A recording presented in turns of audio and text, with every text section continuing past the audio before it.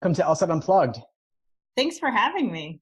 Thanks so much for joining. Really excited to hear all about your experience, former Harvard Law admissions. Tell us a little bit about your time there.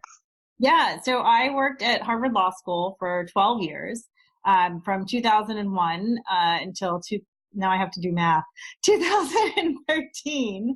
I started off as an assistant director of admissions and worked my way up to director of admissions. And it was a wonderful experience working at a really fantastic school with a great group of people, some of whom now work at Spivey Consulting. Sure. Oh, that's amazing. Wow. So when did you leave Harvard and go over to Spivey? So in 2013, Mike and I have known each other for close to 20 years now. And Mike had told me that he started Spivey Consulting, and we were chit-chatting about stuff just because we're friends.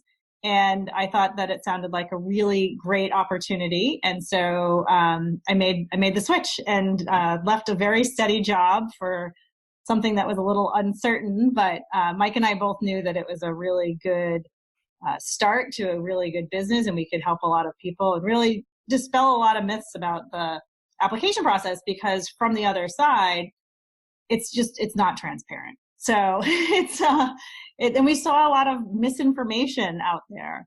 So I joined Mike, and in the beginning it was just the two of us, and then we added Derek Meeker, and then it's grown since then. So you left Harvard, you said, in 2013, which is before the recent changes with the Harvard Law and then many other schools taking the GRE. So I take that you weren't involved in that decision.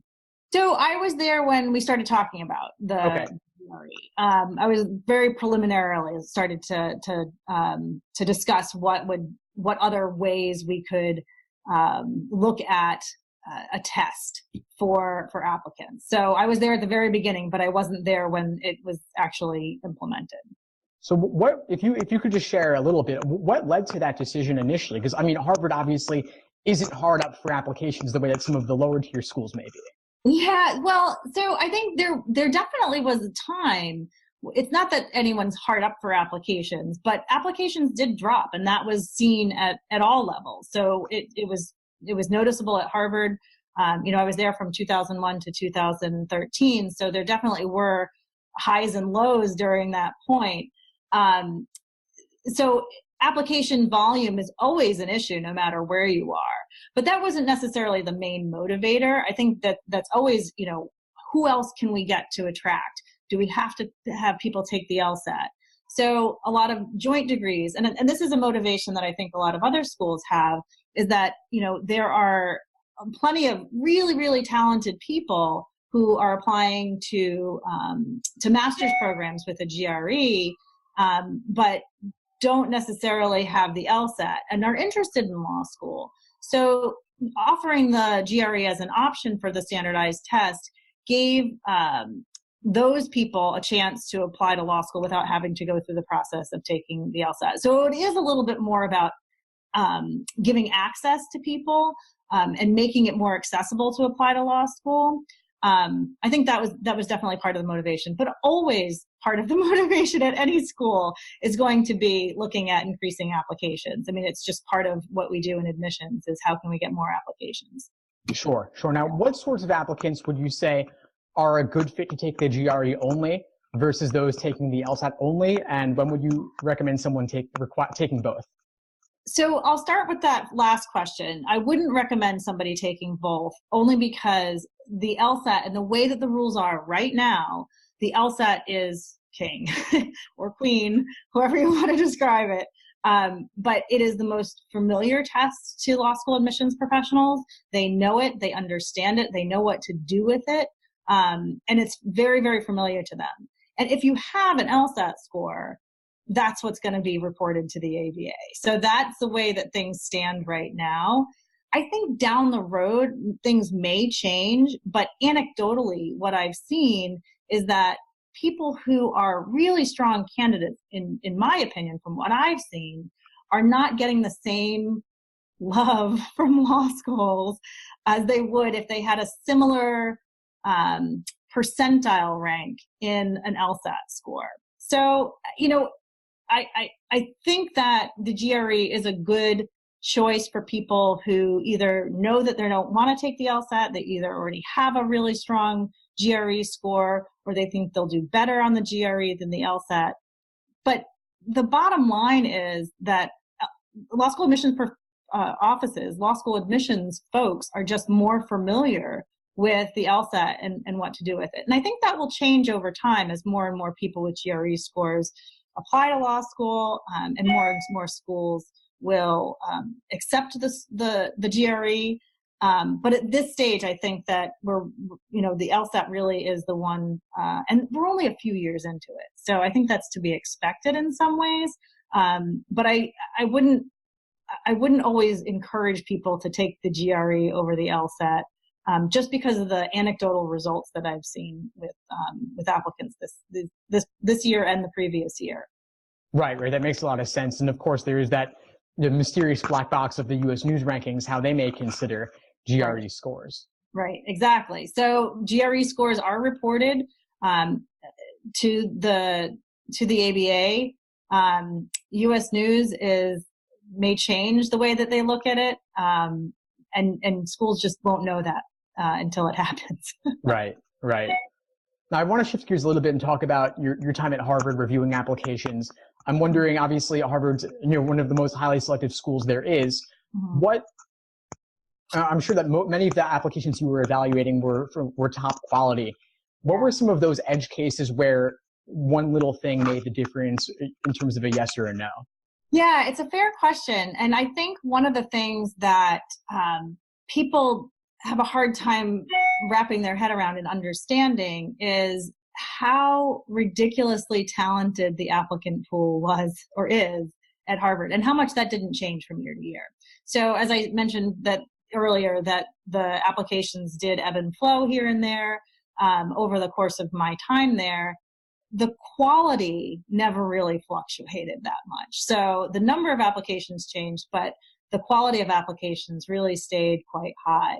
And what I mean by that is that there are plenty of people with really strong numbers who apply to Harvard, but it really was the whole application that was looked at. I mean, I don't say that to be Pollyanna-ish about it and say that, the numbers don't matter, because of course they do. You're applying to an academic program, and the two biggest predictors of your academic success are your GPA and your LSAT score, now the GRE too, but mostly the GPA and the LSAT score. So of course the numbers matter. But there were always compelling cases. There were always people who Harvard could take a chance on because they had enough people to fill those gaps with those really high numbers.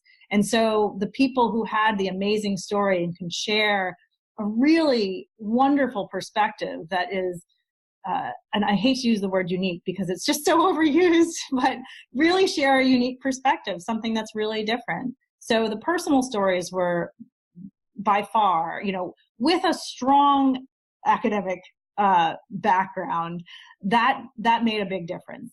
People who have overcome a lot, or people who really have a different perspective to share, that really made a big difference.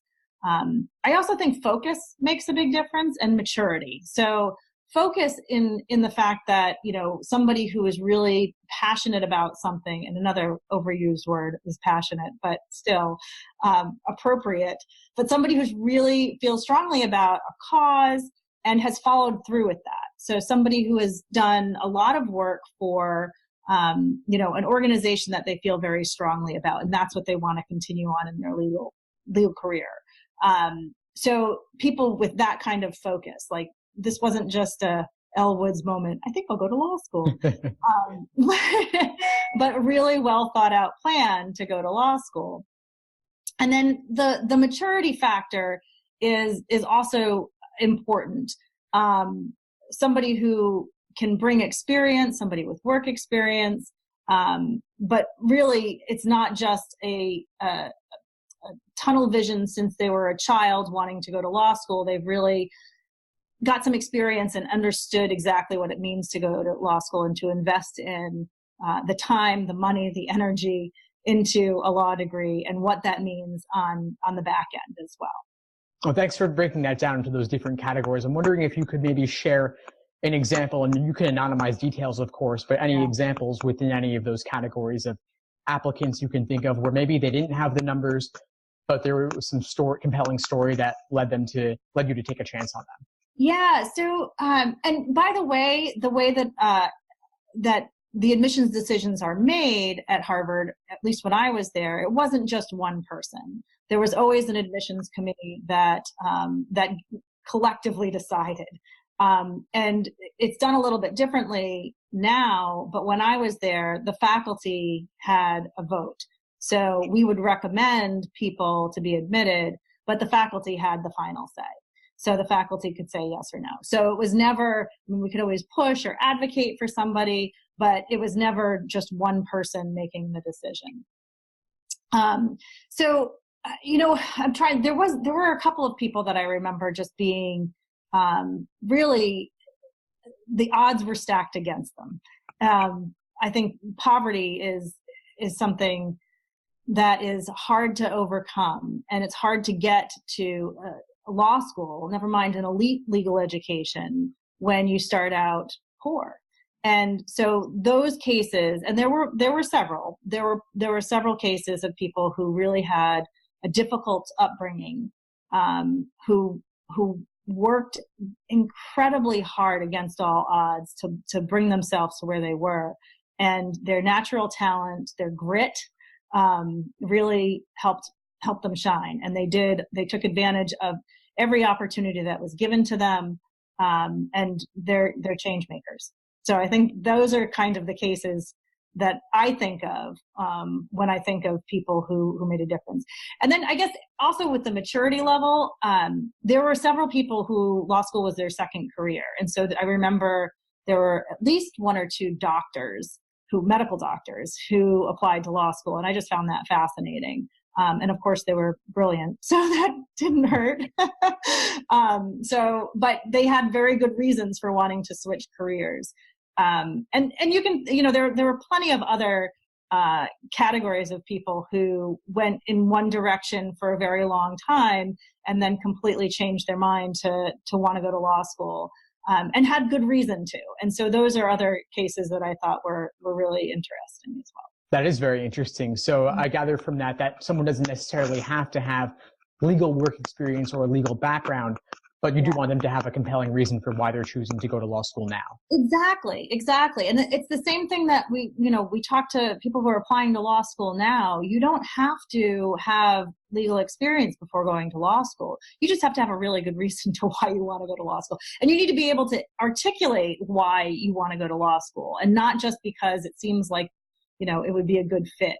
Beyond that, what are the reasons? Why do you want to go to law school? So being able to express that through your application materials, I think is really important. Yeah, excellent. Thanks for sharing that. Now, what about addenda? When do you recommend someone writes an addendum? When do you recommend they not write an addendum? And I'm thinking in particular of low GPA or low LSAT score, or maybe someone might feel compelled simply because they don't have work experience. Right. So I don't think the lack of work experience is a compelling reason to write an addendum, but certainly a GPA or an LSAT addendum, there are gray areas. There's not, it's not cut and dry when you should write one and when you shouldn't. So let's start with the GPA. So if you have it depends on what your reason is. Let's start there. So with the GPA, it really depends on what your reason is and what you want to tell the admissions committee. My general rule of thumb with addenda is to keep them very brief. So we don't want to have an essay explaining every detail of why your GPA is what it is.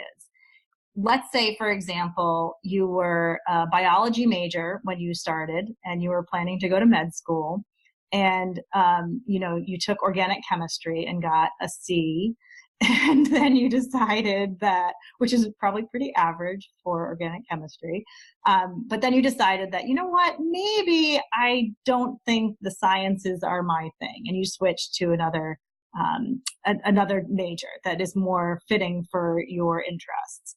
So, you go on, your freshman GPA is not great, but the rest of the 3 years are pretty good. All you need is like 3 sentences saying that you had really, you had a heart-to-heart with yourself at the end of your freshman year and decided to change majors.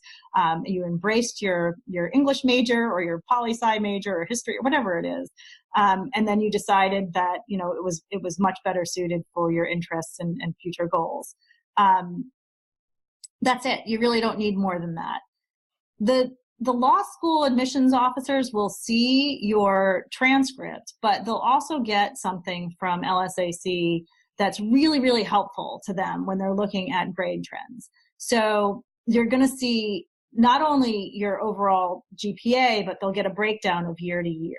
And so they'll be able to very, very easily see your grade trends. And so if there's an upward trend, they'll be able to see it. They could always flip to the page that has the transcript, and they'll be able to see that you took biology and organic chemistry, and then you took a bunch of other courses after that. So that will be almost obvious to them, but it's still helpful for you to write a very brief addendum to point that out.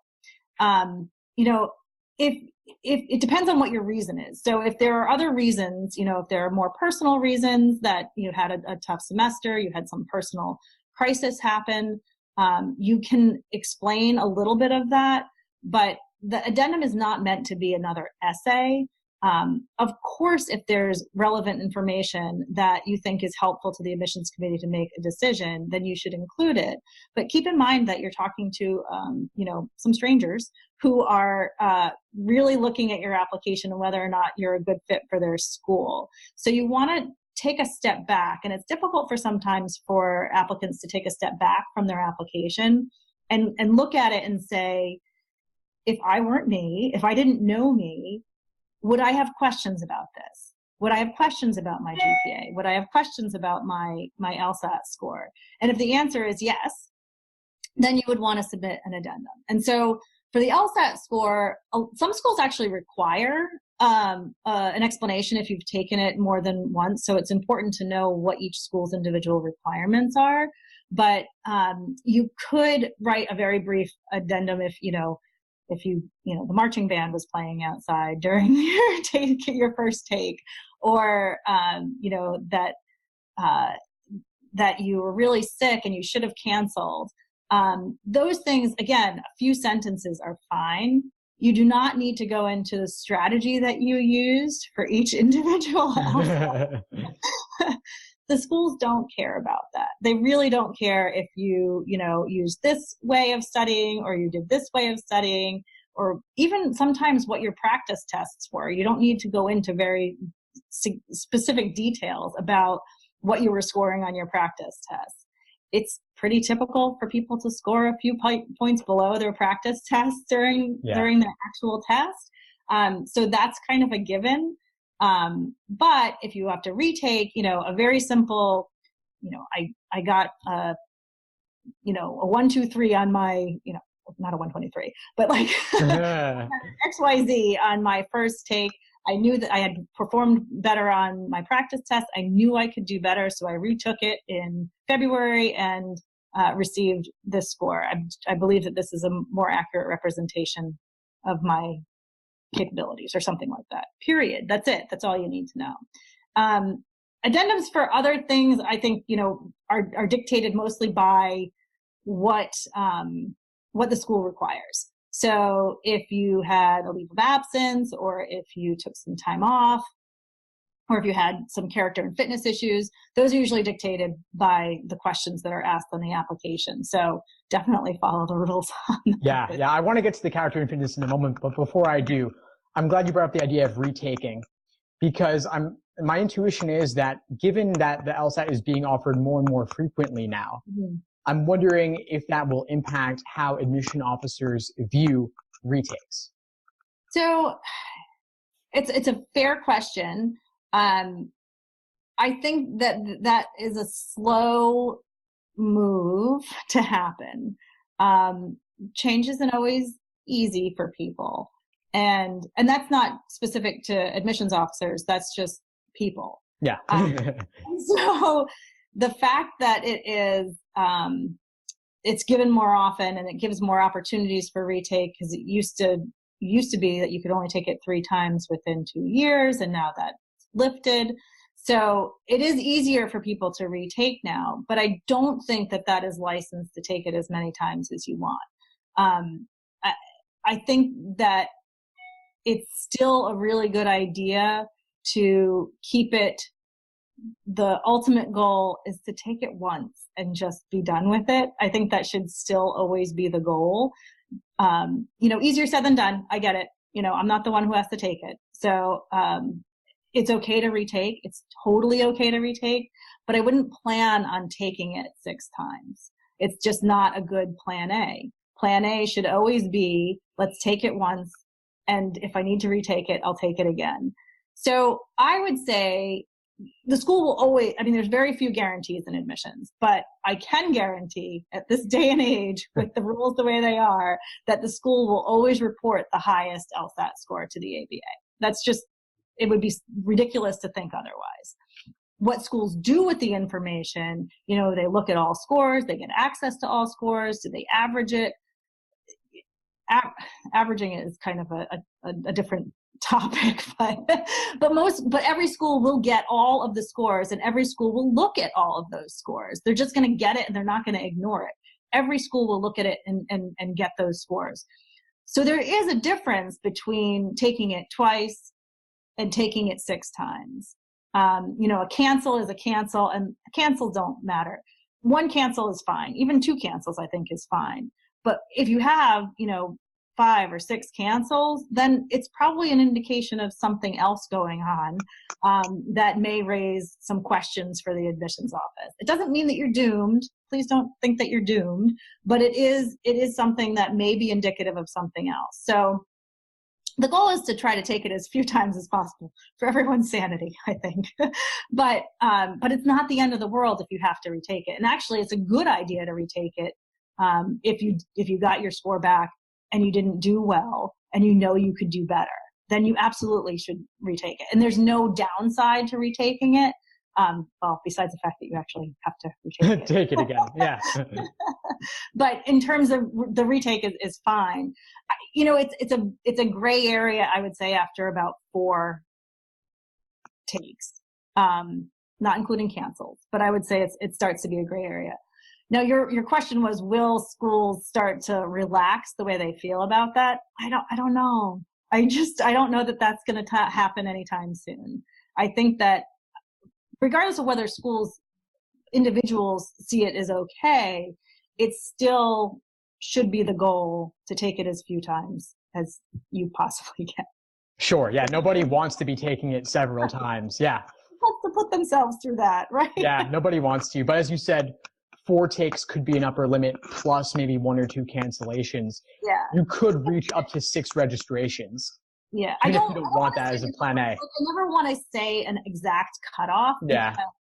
Everyone's circumstances are different, and it's not cut and dry. It starts to get gray, I would say, around that. Yeah. What about, just to stay on this for 1 more minute, just to change direction a little bit, the digital LSAT that's happening this year. I imagine that the July LSAT, of course, people are going to be more likely to cancel because they get a free retake if they do. And that raises a lot of questions for applicants about maybe the format being different, the style they take it in being different. So that I see as being a factor, at least during this transitional year, that could lead to more takes as well. It could. And I think the free cancel on the July test it's amazing. Like, I never thought that I would see that in my lifetime. Yeah. like it's a real, I think if anyone has, maybe I'll take the test, take the July test, register for it. It's a freebie. Well, it's not literally free, but you get a free credit towards a future take. Store credit with LSAC. Right. And you can see what your score would be like in test conditions. So yeah, I think it's going to be interesting to see how many people cancel the July test. But I think it's wonderful. I think it's a really good way to get people to try the digital test or test market them or use them as guinea pigs or whatever you want to say. I think it's a good incentive to do that. With the digital test, I think, again, change is hard. So there are going to be some people who are going to have a hard time with it because they're used to the paper. But it's inevitable. It has to be, it has to go in that direction for, 2019. Come on already. Yeah. Yeah. Yeah. So I wanted to circle back to this character and fitness question. I mean, obviously we know disclosing is always the answer, but what about those edge cases? Are there certain edge cases you see in your work with applicants now or back when you were at Harvard where it's like kind of unclear whether someone should disclose or how much should they share? Yeah. So I always fall on the side of disclose, because you never want to be in a position where you should have disclosed and you didn't. That could get you in so much more trouble. I guess it also depends on what the offense is, but if it's something really innocuous, like, I say it is innocuous for an admissions standpoint, but like underage drinking or even, a noise violation in a college dorm, these youthful indiscretions are meaningless in the grand scheme of things. If there's one of them, if there's a series of them, that's a different story. So, if you had one violation, you were written up about something, in the college dorm, you had a toaster in your room and you weren't supposed to have a toaster or something like that.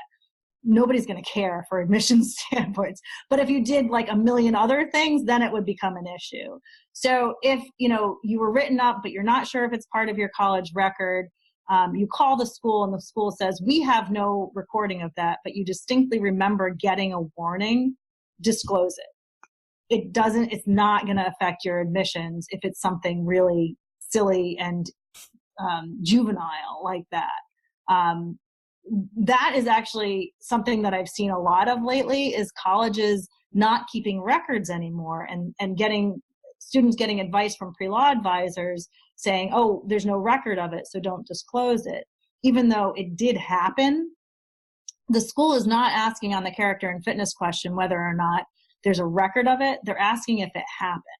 So it's really important to pay attention to the question that's asked in the character and fitness question and answer it honestly. And if there's a gray area, I would say 9 times out of 10, the right decision is to disclose, to over disclose. I would imagine that also there's cases where maybe you call the school, they say there's no record. Maybe they're wrong. Maybe there is a record somewhere. Right. If you have a record of it and you remember like having to do community service hours for your, public urination or whatever, I don't know. These are things that happen. Yeah, that's probably a bad example, but people do things and they regret them later. That's human nature. It's just, people make bad decisions, but it doesn't mean that you're a bad person or that your application is going to be affected by a silly thing that you did when you were in college. The silly thing is a gray area for some people, but it really is, I think for the most part, it really makes more sense to disclose than to ignore it, because that is exactly what happens, is that, people are calling the school saying, I know that I was written up for, moving a couch out of the common room into my room. I know that I did that. I know that I had to do community service work for that. And then the school says, there's no record of it. You do not need to disclose that. The school is wrong if the application says, were you ever, did you ever receive disciplinary action? Right. That's the question that's asked. So it's so important to pay attention to the question that's asked and really, truly, honestly answer the character and fitness questions that's asked on the application. Right. Thanks for sharing that. Now I'm wondering, similar to the addenda question, what is the proper tone? What's the proper length? Yeah. What's the proper level of detail to go into on each of these sorts of things? Right. So you need to give enough information that they understand what it was. You do not need to give you don't need to give too much information. So there's a fine line, I think, because I think brevity is important, but you need the facts. With the tone, you absolutely need to take responsibility for your action. You cannot blame your roommate. You cannot blame, somebody else. You need to take responsibility. That it goes to the whole maturity factor of it. So, we'll go back to the moving the couch out of the common room. In that kind of an explanation, you would say, in June of 2016, my roommates and I were, caught moving a couch out of the common room. We were written up by our RA and needed to perform 10 hours of community service or whatever it was. So you say the offense, you say what it was, what happened, what the result was, and then you say something like, I realize that this is, was a poor decision that I made. But, I've learned my lesson. Although, you don't want to be trite with you don't want to say something that's kind of cheesy. But, I realized that this was that I was breaking the rules, and I fully accept responsibility for my actions, or something like that. But that's all you need. You don't need to say, my roommate Steve was really the one in charge, and I was just going along in the room. You just keep it simple, but you need to include all of the facts. Yeah, that makes a lot of sense. And you don't need to say, I understand the severe importance of not moving couches. Like, right. Exactly. You don't need to go into, I realized that I was taking school property and that's wrong. You call it what it was, and it's a silly, a lapse of judgment, a ridiculous mistake. And if it's more embarrassing, like, something that really is embarrassing, you can say in the addendum, I am embarrassed to be disclosing this right now. Mm-hmm. It's fine. I mean, I think you should be if it is embarrassing. But you're taking responsibility for some, poor decision that you made. And we've all made them. You just got caught. Right. Exactly.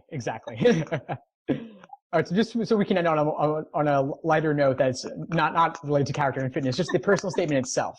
Yeah. Common mistakes. Does it need to cover why you want to go to law school? Anything else you want to share on that? So the personal statement I see in many ways is kind of the heart of the application. I mean, besides the fact, whether or not you're academically qualified, this is who you are. This tells a lot about you, and it gives your chance to tell the admissions committee things about you that they can't find from the rest of your application. So when they're looking at your application, they're going to see, your grades, your transcript, your recommendations, your resume. So they'll see a lot of information. The personal statement is your chance to tell them, what else is there about you? What should they know? What should they know about you? And what do you want to highlight? So, there's so many directions that it can go in, but keep in mind that the personal statement is not looked at in a vacuum. No element of the application is looked at in a vacuum. It's all looked at the same time. So while the personal statement doesn't necessarily need to describe why you want to go to law school, your application as a whole needs to make sense that you're applying, that it's a law school application and not just business school or undergrad. Your application as a whole just needs to make sense why you're applying to law school. So keep that in mind, but the why law category of personal statements is usually not the most interesting thing about the applicant. So sometimes it is, and sometimes that is a perfectly good topic for a personal statement. But think about all the things, if you had 5 minutes with an admissions officer, just a chat, what would you want them to know about you? And think of all those things, those characteristics that you have. It doesn't have to be your skills. I think that's one of the mistakes that people make, is that they feel like they have to show off their skills in a personal statement, where that's not the place for it, really. It's your experience. It's who you are. It's what your perspective is. It's how you came to the decision to go to law school, if that makes sense. But it's, the personal characteristics that make you who you are. Are you somebody, and my go-to example of that is problem solver, because most people who are going to law school are problem solvers, because that's kind of what lawyers do. And so, you're not going to write a personal statement saying, I'm a problem solver, but instead you'll tell a story about a time that you solved a simple or a complex problem. So it's those personal characteristics that you have that you want to highlight in your personal statement. It's not meant to be an easy exercise. So it's a really difficult thing for people to come up with the right topic. And then, of course, you have to write it. But I think this is a place where you want to highlight your strengths, highlight the characteristics that make you who you are, and, keep a positive attitude. Excellent. Well, thanks so much for that detailed breakdown. I love that you're saying it's not necessarily why law school. It's just meant to be personal. That's what it is. It's a personal statement, not a why law school statement. Right. But the other thing I will say there, though, is that you really need to pay attention to the prompts, because there are some schools who have very specific prompts for their personal statements. So pay attention to what the school is asking for as well. So do you find then that applicants typically aren't always able to reuse the same statement for multiple schools? No, they usually can. They usually can reuse the same statement. I mean, the people that I work with are able to use the same statement. From my experience on this side of things, that we're usually able to use the same statement. Sometimes the length will differ depending on the school, but the content, the heart of it is usually the same. Well, that's a great transition to actually the next and last thing I wanted to cover with you, which is your work with applicants at Spivey. How do you work with folks on the personal statement as well as other parts of the application? Yeah, so I really get to know my clients when I work with them.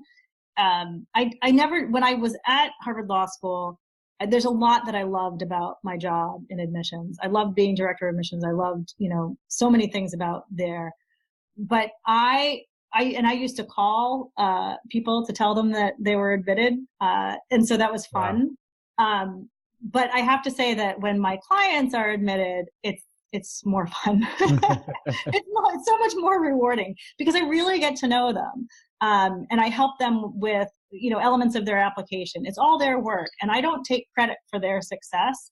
It is their success, so I just help guide them and point them in the right direction here and there. So working with clients on personal statements, helping them choose the right topic, pushing them in different directions, and then, really just being there to answer questions about the process as well.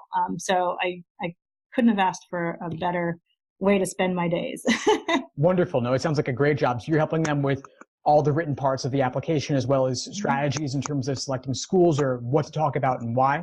Yep. So, it's all their written work, but I do help them with editing and kind of pushing in different directions and challenging them to make sure that they're really showcasing their best qualities, but also just being there as a resource for questions about the process as a whole and how they fit into it, what their chances are here, how they should go about this or that, and really just helping guide them through the process.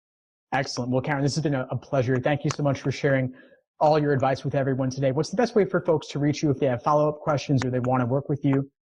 The best way to reach us is through our email address at info@spiveyconsulting.com. Excellent. Well, I'll definitely encourage folks to reach out and get in contact with you. Karen, thanks so much again. This was really a pleasure. Thank you so much.